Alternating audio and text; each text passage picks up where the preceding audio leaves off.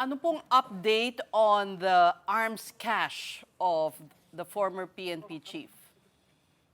Well, yesterday was nagpadala po kami ng sulat sa PNP, FEO for the cancellation, request for the cancellation of license and LTAP ng firearms po na registered under Senator Bato. And I think there was an announcement earlier by FEO that they are canceling the LTAP and the registration po ng mga lisensya ng baril po ni Senator Bato. Still in process daw po, still in process. Just the same, is there something questionable about this huge amount? And and also at the time that some of these firearms were licensed, at a time when he was already in hiding, and in November there was already an arrest warrant by the ICC. Well, yung una-una po doon sa number ng baril, kung class 5 po siya, allowed naman po yung collector, saka po yung if you are engaged in the sports of firing, pwede naman po na ganun karami. Tapos doon naman po sa question on the issuance of the license at the time na he was already in hiding, that is something that we have to discuss with the FEO po. And sabi ko nga po, we sent a letter yesterday. Yung letter po na yung request for cancellation. At the same time, query na rin po on the status po at kung ano po yung mga pangyayari and circumstances upon the issuance po ng mga binanggit po na firearms po ni Senator Bato. And there is cooperation on the side of the FEO.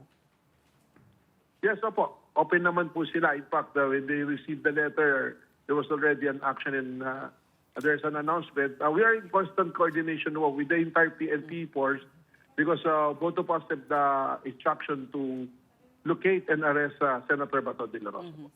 You said that Senator Bato is armed and dangerous. Does he have, I wouldn't want to call it an army, but private army? Does he have bodyguards? Does he have armed men with him? Well, that is a presumption right now kasi po nung nawala siya may mga kasamang ilang mga security. At the same time, yan naman po talaga is standard protocol of law enforcement ng NBI na if we are locating somebody who is a fugitive, meron po talaga kaming panawagan lagi at bilin na mag-iingat at may presumption na the person will be armed and dangerous, especially with Senator Bato na alam naman po natin na he is really avoiding the arrest. Nakita naman po natin yung mga pangyayari ng mga nakaraang araw po.